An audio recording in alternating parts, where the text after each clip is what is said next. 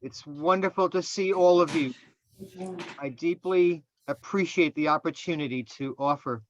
uh, I want to start with a centering unity. prayer, and this is the unity prayer of protection. The light of God surrounds us. The love of God enfolds us. The prayer of God protects us. The Spirit of God watches over us.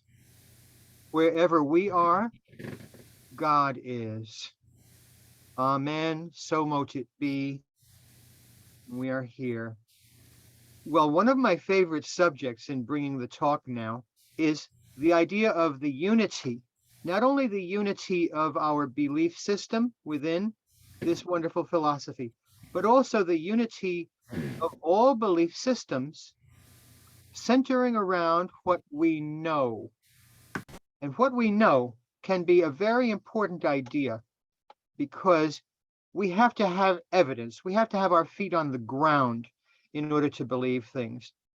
And so when I look at this, I try to take a step up. I try to step onto a platform or step onto a block, something that's going to lift my thinking to appreciate where all of this comes from. This, the capital T word, this, meaning the whole ball of wax. I love that expression. So when we look back to where these belief systems came from, we're looking at the ancients. We picture them looking up at the sky to try to figure out what all of it meant. Why do some of the stars seem to wander and other stars seem to rotate in a big disk? They wanted to know. They wanted to measure things. They were successful in several experiments. They were successful in measuring the circumference of the Earth.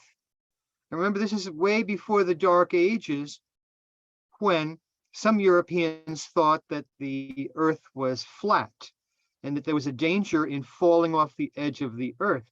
Well, centuries before those erroneous beliefs, people had already determined that the Earth was a sphere. Aristotle also.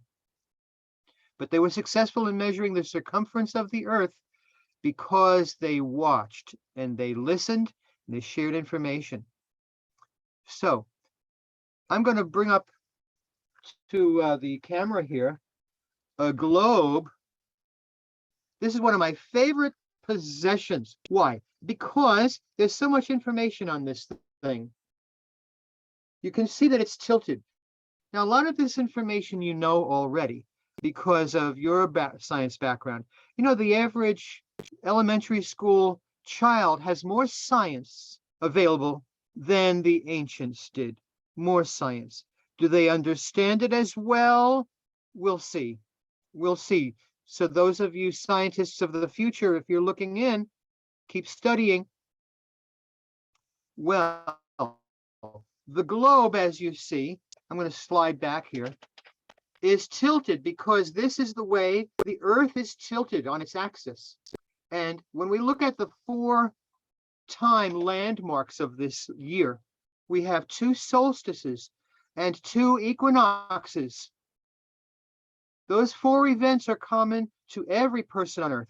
Everyone on Earth is affected or benefited or penalized by 2 equinoxes and 2 solstices. We just came through a summer solstice, the longest day of the year for the northern hemisphere. So I'm going to make a little bit of a demonstration here to remind us of the changing of the year and the cycle that we go through. So at this time, I'm going to turn this planet Earth so that the axis, by the way, the axis is tilted 12.5 degrees off the perpendicular. You don't have to have that. It's not on the test, by the way. So when I turn the northern hemisphere toward you, you can pretend that you are the sun. And your radiance is shining most directly on the northern hemisphere. Now, the next season coming for the northern hemisphere is going to be the fall, and there's going to be an equinox. So the equinox is when the axis is tilted so that both the northern and southern hemispheres are going to receive the same directness. Now here I'm rotating the Earth. This is roughly the way it's turning into the sun, After that, you're going to have a winter solstice when the northern hemisphere is tilted away. So all the while, the Earth is turning around the sun roughly this way. The axis is staying the same. That is a gyroscopic physical requirement that the Earth has to rotate in that way. And because of the tilting of the axis, we have seasons. Ecclesiastes, to everything there is a season.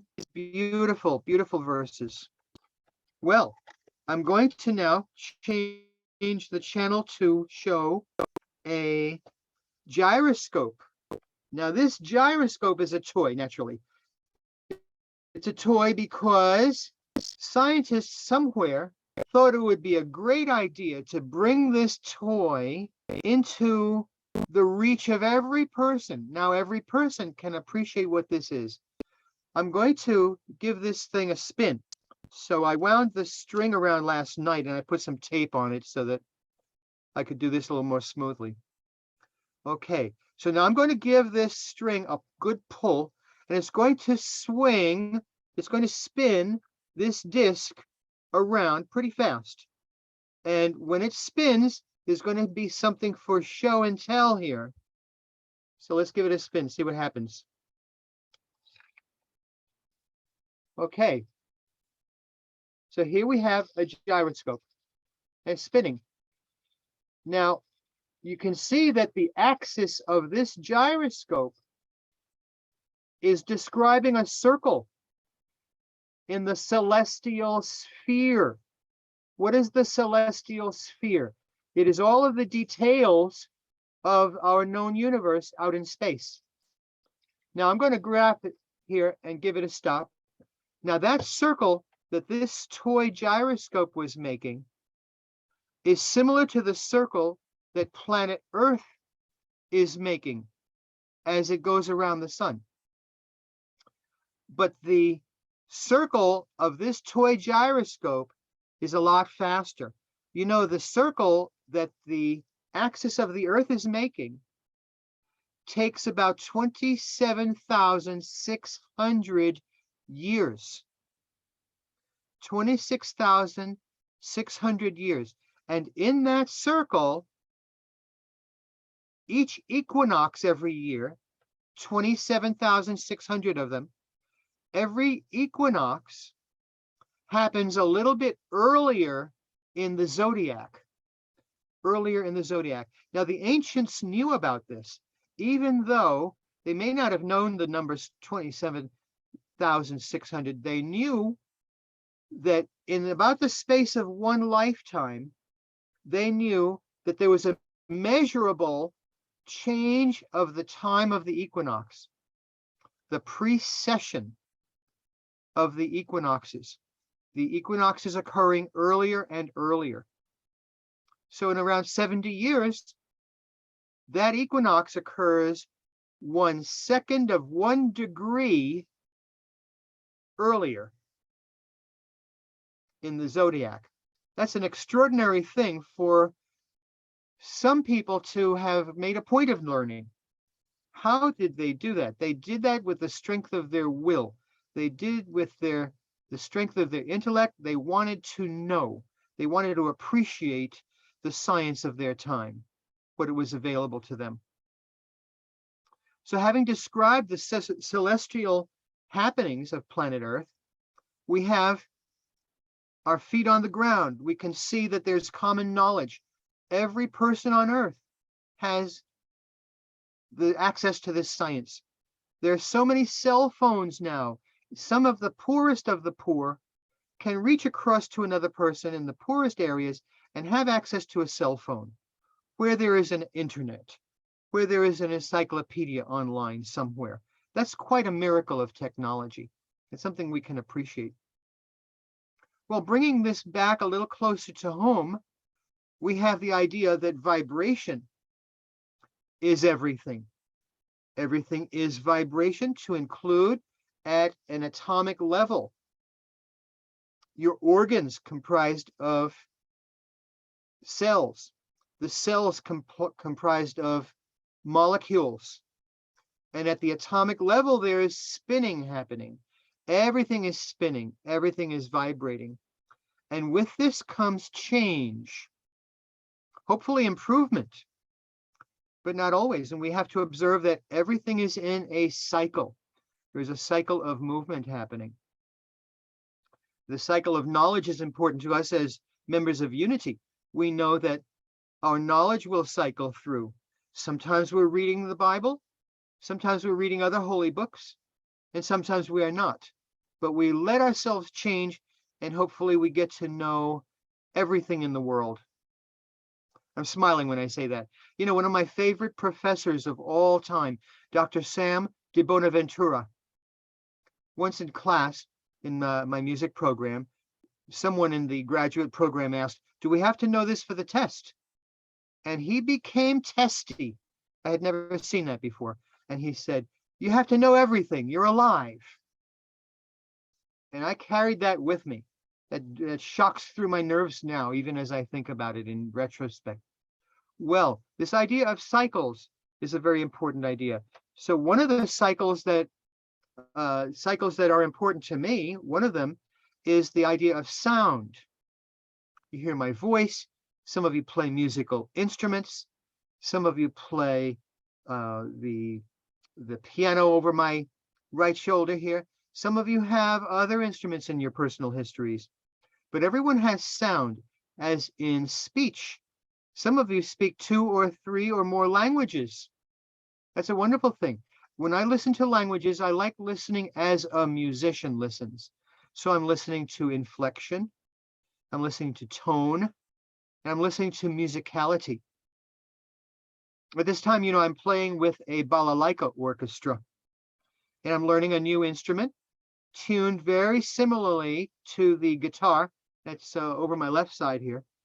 The 3 bass strings of the bass domra are just like the E, A, and D of the guitar. So it's a stretch for me, but it's a stretch that I acknowledge gratefully. Okay, what is sound? I happen to have a fork here. It looks like a fork. You're not going to get very much food if you try to stab something on your plate, you know, because there's a weight. Okay, what is the significance of this fork? This happens to be tuned to someone's idea of the frequency of planet Earth. Now I'm going to strike it on my wrist here, and I'm going to hold it up to a microphone. Anybody hear this?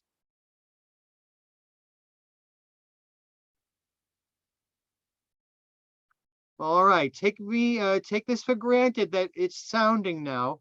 I would love it if you were to hear this. Let me try again. You hear that low hum, anyone? If you hear it, raise your hands. Too bad. That's all right. This sound, somebody calculated, corresponds to the sound of planet Earth, but it's not the only way to measure the sound or the frequency or periodicity of planet Earth. It's done in other ways too. For example, geophysicists, physicists who study the physics of the Earth, they use the frequency of 7 periods or 7 cycles per minute. And the reason they use 7 cycles per minute is that is the frequency of the waves of the world's oceans hitting the beaches. It averages out to 7 cycles per minute. Now, if you multiply that over and over, 60 times 60 times 60, you will get to an audible frequency. You will get to an audible frequency. Now, what does that happen to do with us as spiritual beings? At least this morning, we're all spiritual on the screen here. We're all spiritual. But the idea of the frequency means something to us because we're measuring our lives in terms of frequencies as well. We have all kinds of things to measure. And with the idea of this frequency, the audible sound might correspond to a sound that you like. Do you have a favorite salad bowl? You like to tap on it? Wow, that's a nice sound. You know, the Fiesta ware, the bowls we have in our kitchen, they sound at the frequency of F, F as in Frank. That's especially for you, Frank. Well, it's a frequency. It's a set of pitches that I can look forward to predicting. It's my feet on the ground. So another idea about this periodicity is the study we have about the Bible. And I'm going to put a file up on the screen for me to flow through here. Let's see, here is Robert Flood. Can you see this vertical object on your screen? Wave at me if you think you can see it. Okay, this, where my cursor is going up and down, this is Robert Flood's idea of a stringed instrument fingerboard. And these little orbit kinds of lines going across, these are the positions where there are notes on a stringed instrument. They're different notes. This was his idea of the symphony created, the music of the spheres that is going on right now as we speak. His idea, and that of others, was that these notes are sounding all the time for the 7 sacred planets, and as we know now, maybe for thousands of other planets that we know about. Is there intelligent life elsewhere? I don't know. I don't know. But it's an idea that we can ponder with some appreciation. Now I'm going to stop the share for a moment. And incidentally, if you want me to send anything to you, you have the email address, and I will be happy to share anything that I find.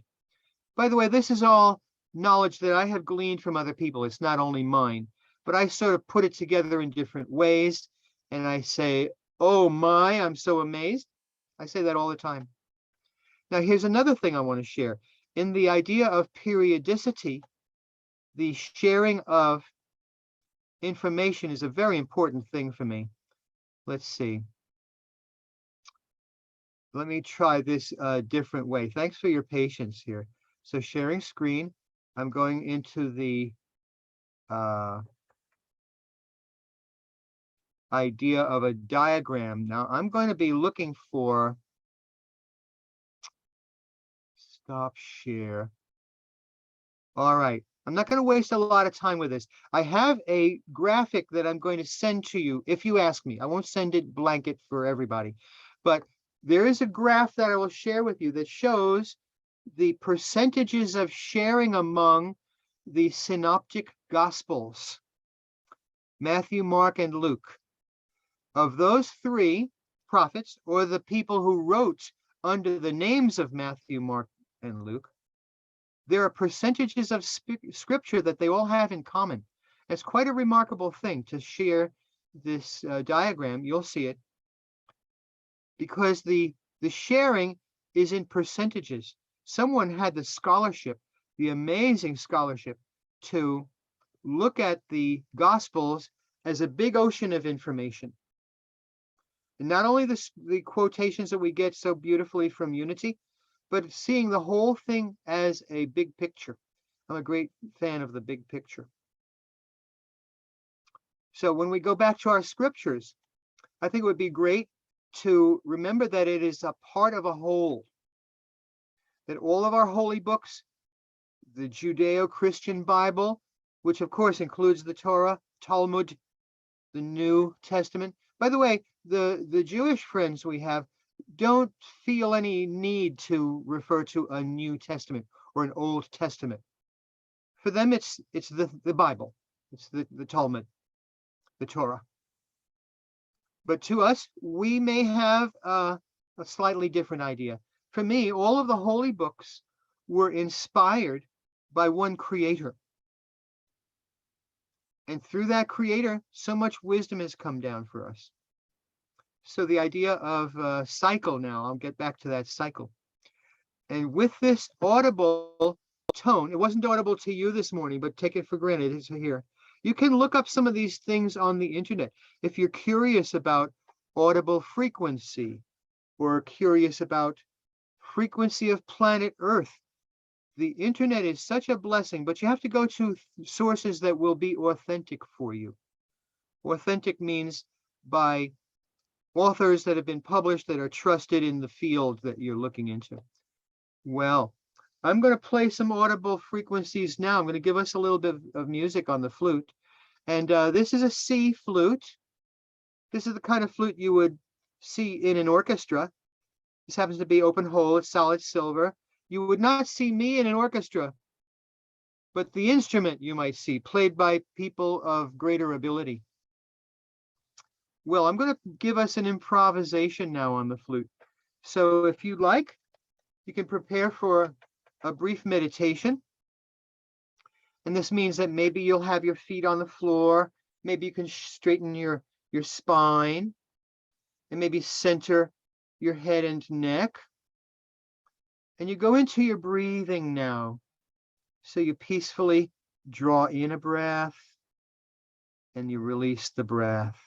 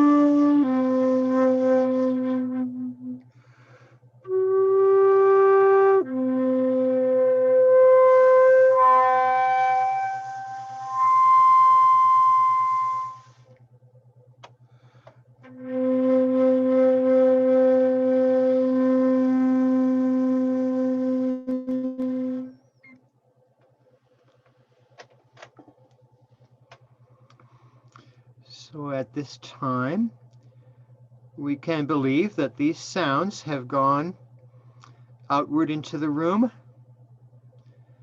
The sounds have vibrated the walls, gone beyond into the atmosphere of our planet, and maybe on for infinity. And maybe somewhere others are listening with their own sensitive hearing. So you can come back from this brief meditation. And at this time, I could open the conversation. Maybe you have some thoughts to share. So, Brother Neil, what do you think? Yeah, I try not to, but based on your comment, um,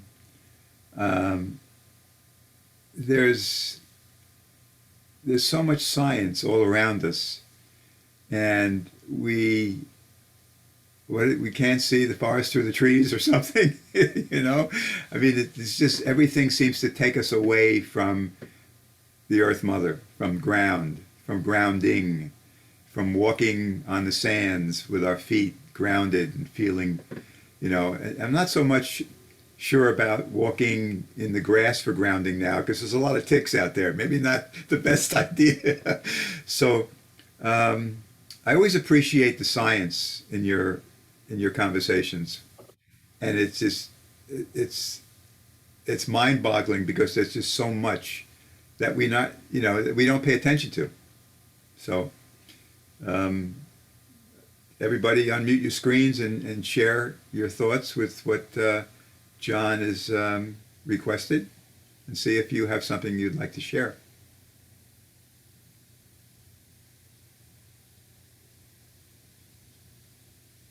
Or not. Or not is right. Well, the idea of science is important to all of us. And when we look at our precious planet Earth, this is the only planet we're going to get for a long time. And the science is important because we want to remember that God, the grand architect of the universe, gave us science. So it matters. If this is an all-knowing mind, then this mind gave us everything there is, to include the science. And I also direct this to some of our friends who may believe that the earth is only several thousand years old. There are some people who still believe in the fundamentalist beliefs of the Old Testament, the creation of the earth. I have nothing to say about people who believe that, except to say that we can look at science again. John, it just makes you realize how little we pay attention to or know about the rock we live on, and reading scriptures or studying A Course in Miracles or all the sacred texts that are available. It's kind of like every day is a new learning if you allow it in your life. And I always talk about Pablo Casals, and some of you know this. He was one of the greatest cellists of our time. He's passed on quite a while ago. But in his 90s, he was asked, "You're 93 and you're still practicing. Why?" And he said, "Because I'm beginning to see an improvement." And that's really what it's about. I mean, you know, it's the true never-ending story. Just like you remember as kids watching a Treo, saving the earth. It is. This is A Course in Miracles. This is a never-ending story. I'm done. Kneel out. Oh, yes, sir. Right. Well, the idea of the cycles and learning, the never-ending story, that's an important idea, because just as we have the rotations of planets, the tilted axis making that 27,000-year circle, we also have the cycles in our lives. And with sound, if you take a vibrating tuning fork or the vibrating sound of an instrument, and if you can see that oscillation that's visible to the eye, you can also see it with your eye under other sciences. For example, under the halogen lights in a big gym space where you have those special lights. If you take a guitar, B string, the second string, and if you make it a little bit flat, a little bit lower, you will see that light will strobe the string, will strobe that guitar string, because our electrical current is about 60 cycles per second, approximately, about 60 cycles. And that light, which is much faster, it's a multiple of 60 cycles, a multiple, and it will make that guitar string, if it is detuned a little bit, it will make it become still. It will strobe that string. So your electrician and your musical instruments, they are connected. All of this is inextricably connected. Inextricably? Thank you. Yes. You can't separate them. You're talking about the vibratory sound of the earth and of the oceans. Yes, Remember sir. the harmonic convergence? They said that the earth, and Frank I know is another historian in our group, he can correct me, but it was like 7.5 hertz up until the convergence in the 80s, 84, whenever it was. And then the vibratory state of the earth was starting to go up. 7.8, 8.6, 9, and we don't know. It's maybe 10 or even higher now. Can you hear that? I imagine there's a way to hear that that heartbeat of the earth, and just to take things into a slightly different realm. And I find this fascinating in a book which is called The Heart Math Solution, but it talks about the human heart. If it beats for a period of 70 years, it beats 100,000 times a day, approximately 40 million times a year, nearly 3 billion pulsations all told. It pumps 2 gallons of blood per minute, well over 100 gallons per hour, through a vascular system about 60,000 miles in length, which is over 2 times the circumference of the earth. So, I mean, we can take all this science down to just the engine, our physical engine that God created. You know, it's kind of like the breath. Where does it come from? Where does it go? It's one of the miracles that, people are still trying to understand. So the human body, along with the planet and the planets, is a science that, even Einstein has, not completely worked on. But considering he only used 15% of his brain, on a good day, what do we use? 2 or 4%? I want to get to 10%, let alone 15. Wonderful. Mhm. Wonderful. The human body, that's a precious, precious thing we own. We have to take better care of our bodies. As I'm moving forward, I am more and more conscious. I've been fortunate in being exposed to certain tools. You also, everybody on the screen also has access to tools. The idea of vibration, this is just an illustration about an exercise called the pentagram, where you stand with your arms and legs spread open for about a half a minute. Then maybe for a full minute, you stand with your arms and legs together, like so. 2 positions, the pentagram. It may generate stronger vibrations for your aura. It may, at a cellular level, may strengthen you. And I say may because this is conjecture. If you have the faith in your system, your own system, it will work for you. And along those lines, I want to share something else. These vibrations, these cycles, we also have the spiritual exercises of Saint Ignatius. Now, these are studied by many sects of monks. Very accessible to you. It's only a paperback, but it's got some great stuff in there. Take yourself through that. This is related to magic. Okay. It's related to magic, but it's not the occult, dark magic. This is the discipline of the mind to help you to feel more connected to your belief system. And it all works. It all works. There's an acronym MAGIC. My awakening, God is calling. Mhm. MAGIC. Mhm. Mhm. That's kind of Perfect. good. Well, let me say something that's a little bit different. I just want to react to the talk.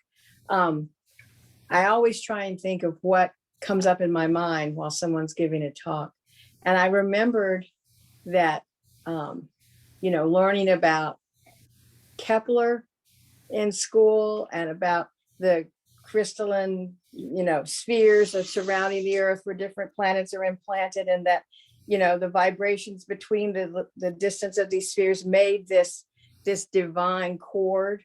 And that was, the music of the spheres. And so I'm just, doing that, taking notes in school and stuff. And then going back to church, and they were singing, "This is my Father's world." And at the end, and I'd sung it my whole life.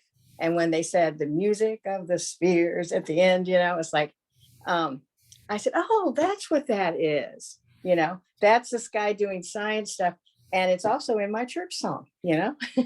And they certainly try to a certain extent, to say, well, this is just some old timey guy that really didn't understand how things are, coming up with this. But I just found that was kind of cool memory that you brought up this morning when you were talking. And the other thing was that talking about unity and thinking about, everybody focuses on things that push us away from being unified nowadays.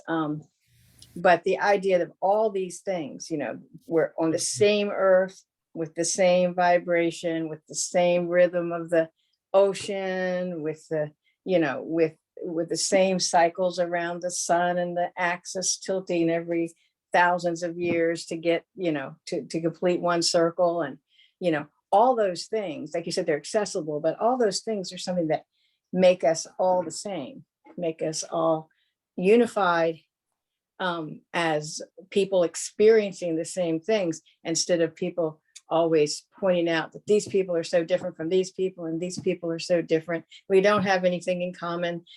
Certainly our experiences and our behaviors are different, but our major experience is exactly the same. And so those are the things you made me think about this morning when you were talking. And also, we have the same globe. Mhm. I had that same globe, so I thought maybe I could have kicked it over there. That's right. He has that same globe, I think. Yeah. And also, the recording is still on, so if people want to, Oh, okay. Yeah. maybe you want to turn the recording off first, and then people could turn. You want me to stop recording now? Well, that's not for you. You're not. No, I'm just saying people might say more. Oh, he's worried about the other people not feeling comfortable when. Oh, we're Yes. a very, very comfortable group. I've had other experiences with people being very nervous about Right. even sneezing on recording. Right. Anyway, That's thank you, a very- John. That was good. That was a good. Oh, me too, Jody, and all of you. Your thoughts are always very important to us.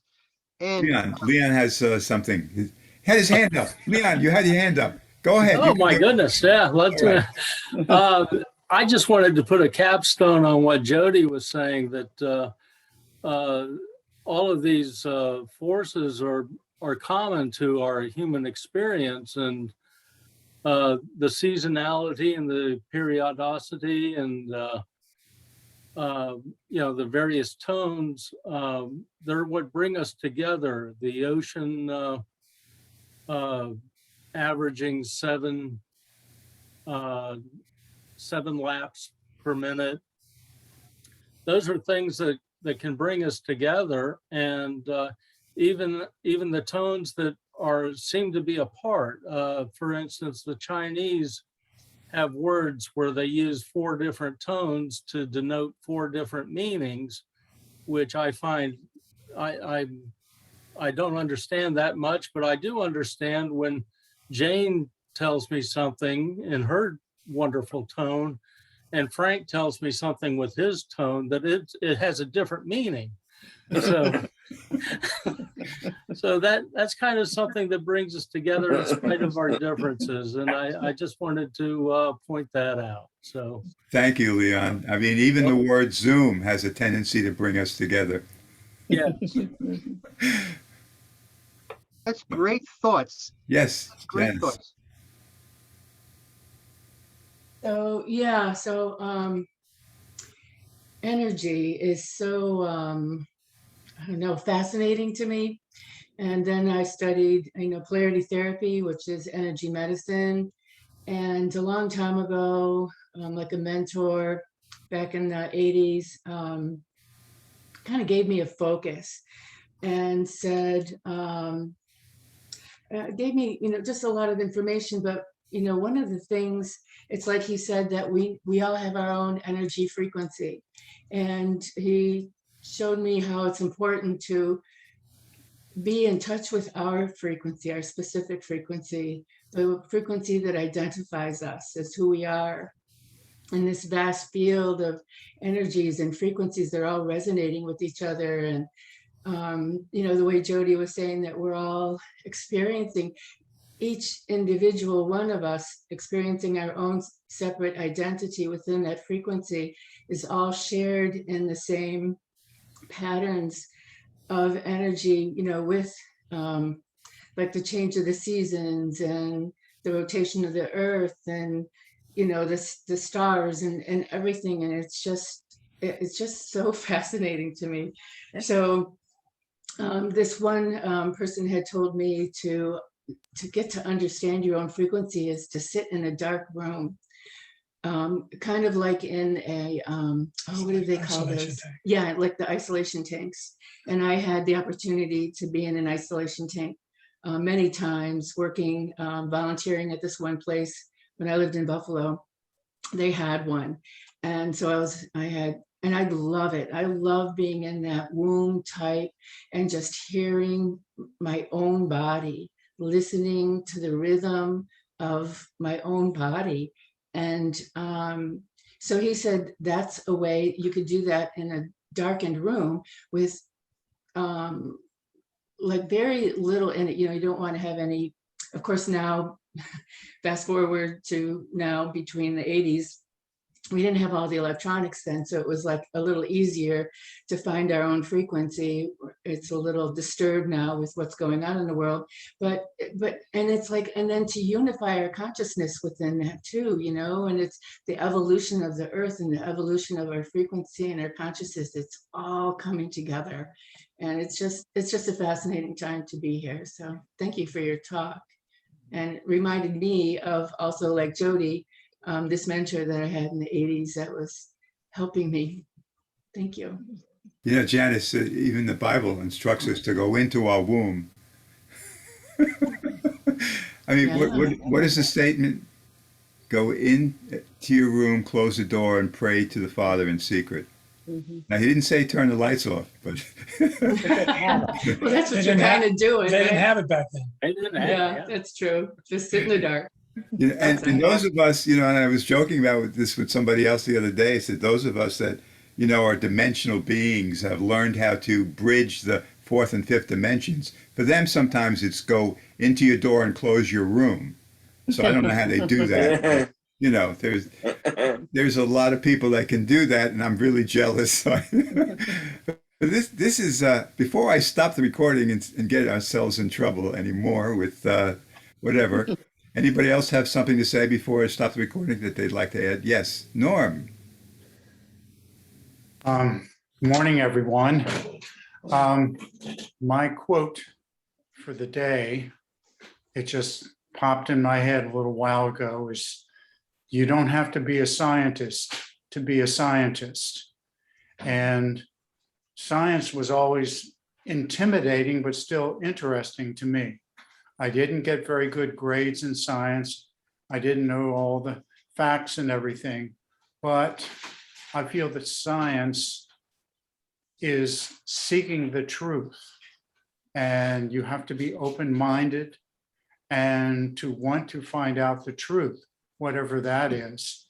And so I feel in that sense, I am a scientist, even though I don't have a lot of the knowledge and the training. It's just like with music. I couldn't be in that orchestra that John was talking about playing my guitar because I only have a very basic rudimentary knowledge of music, but it seems to be enough for me to be able to express myself. And, you know, we're all given our particular way of expressing the way we see the world through different kinds of talents, you know. And I think that that's an important thing, to be a scientist, to be open-minded, to want to go towards the truth and not let anything stop us from finding out what is true, what is right, what is fair, and all that kind of stuff. Thanks. Perfectly said. Yes. So before, again, I'm going to stop the recording soon. I'm trying to give everybody a chance here to go on record, so to speak.